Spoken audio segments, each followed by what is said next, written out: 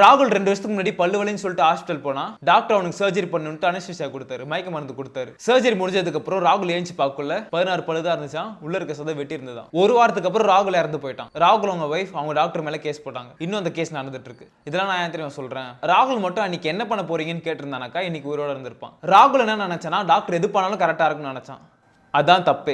டாக்டரும் சில நேரத்துல தவறுதலா தப்பு பண்றதுக்கு வாய்ப்பு இருக்கு. இதெல்லாம் நான் ஏன் சொல்றேன்னா ஃபினான்ஷியல் அட்வைஸருக்கும் இதே மாதிரி தான். ஒருத்தவங்க ஃபினான்ஷியல் அட்வைஸ் கொடுக்குறாங்கன்னா அதை நீங்க அப்படியே நம்பிடக்கூடாது. அப்படி பண்ணீங்கன்னா ராகுலுக்கு என்ன நிலைமை வந்துச்சோ அதே மாதிரி நம்மளுக்கும் வரலாம். அந்த டாக்டர் அந்த ராகுலுக்கு என்ன பண்ணாரோ அதே மாதிரி நடக்குது வாய்ப்பு இருக்கு. அதுக்காக நான் டாக்டர் தப்பு சொல்லல. டாக்டருக்கு நாலேஜ் இருக்கும், எக்ஸ்பீரியன்ஸ் இருக்கும். சில சமயங்கள்ல தப்பா போறதுக்கு வாய்ப்பு இருக்கு. அதே மாதிரி தான் ஃபினான்ஷியல் அட்வைஸ் இருக்கும். அவங்களுக்கு எக்ஸ்பீரியன்ஸ் இருக்கும், நாலேஜ் இருக்கும். இதெல்லாம் வச்சு தான் அவங்க எஜுகேட் பண்ணுவாங்க. நீங்க தான் ஓன் டிசிஷன் எடுக்கணும். அவங்க எது சொன்னாலும் கரெக்ட் நம்பிடக்கூடாது. நீங்க தான் சுயமா சிந்திக்கணும். சோ இதெல்லாம் நான் ஏன் சொல்றேன்னா நான் 4 ஃபினான்ஷியல் அட்வைஸ் கொடுக்க போறேன். நான் சொல்ல போறது நீங்க தெரிஞ்சுக்கோங்க. தெரிஞ்சிட்டு நீங்களா ஒரு முடிவு எடுங்க. நான் சொல்ல போறது நம்ம லைஃபே சேஞ்ச் பண்ணும். கவனமா கேளுங்க. Disclaimer. This is education purpose only. Death come creeping in the room. Death come creeping in the room. And I know that my time is long. First விஷயம் உங்களுக்கே தெரியும், நான் நிறைய புக் படிப்பேன்ட்டு. அந்த புக்லலாம் என்ன சொல்லியிருக்காங்கன்னா நீங்க இயர்லியராகவே இன்வெஸ்ட் பண்ணணும்னு சொல்லியிருக்காங்க.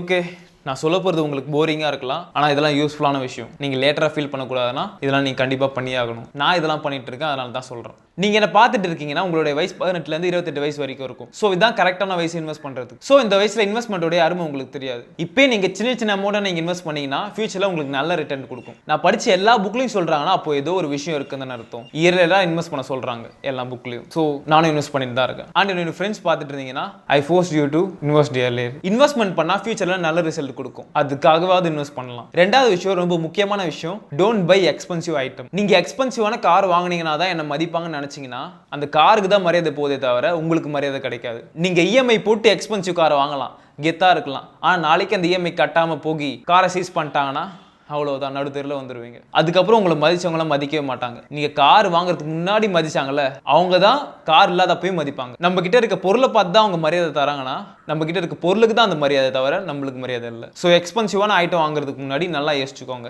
நம்ம ரிச்சா காமிச்சிக்கிறதுக்கு ஒரு விஷயம் பண்றதுக்கு பதிலாக நம்ம சிம்பிளாவே இருந்துடலாம். சிம்பிளாவே இருக்கிறதே ஒரு கெத்து தான். என்னை பொறுத்த வரைக்கும் சிம்பிளா இருக்கிறது தான் கெத்து. நான் என்ன சொல்றேன்னா அவ்வளோ காசு வந்தாலுமே சிம்பிளா இருக்கிறது தான் நான் கெத்தான் நினைப்பேன். ஏன்னா சிம்பிளா இருக்கிறது தான் என்னை பொறுத்த வரைக்கும் நல்லா இருக்கும். என் ஃப்ரெண்டு லிப்ஸ்டிக் 3000 ரூபாய்க்கு வாங்கியிருக்காங்க. 3000 ரூபாய்க்குலாம் லிப்ஸ்டிக்கா? 3000 ரூபாய்க்கு நம்ம என்னென்ன பண்ணலாம்?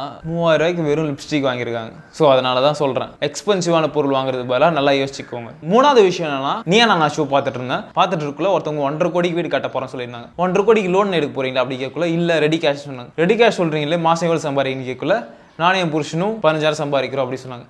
15,000 சம்பாதிக்கிறீங்க, ரெடி கேஷ்ல சொல்றீங்க சொல்லோன்னு நாங்க வந்து 20 வருஷமா சேர்த்து வச்சுட்டு இருக்கோம் அப்படின்னு சொன்னாங்க. கோபிநாத் வந்து 20 வருஷமா சேர்த்து வைக்கிறீங்களா? எப்படி சேர்த்து வைக்கிறீங்கன்னு கேட்கல. நாங்க வெளியே எங்கேயும் போக மாட்டோம், பீச் தேட்டர் நம்ம சுத்த மாட்டோம், வெளியே எங்கேயும் வாங்கி சாப்பிட மாட்டோம், ட்ரெஸ் பார்த்தீங்கன்னா இந்த பண்டிகை தான் ட்ரெஸ் எடுப்போம். அதுக்கப்புறம் அவங்க என்ன சொன்னாங்கன்னா நாங்க பெரிய வீடு கட்டுறது தான் எங்களோட பெரிய நோக்கம் அப்படின்னு சொன்னாங்க. எனக்கு அதை பார்த்தோன்னே என்னடா இது இப்படிலாம் இருக்காங்களா அப்படின்னு தோணிச்சு. நான் என்ன சொல்ல வரேன்னா அவங்கள மாதிரிலாம் நீங்க ரொம்ப இருக்க தேவையில்ல. சும்மா இந்த மாசம் ஆனாக்கா 1000 ரூபாய் சேர்த்து வைப்போம், அடுத்த மாசம் 2000 சேர்த்து வைப்போம், அடுத்த மாசம் 2000 ரூபாய் இல்ல 1000 ரூபாய் கூட சேர்த்து வைப்போம்.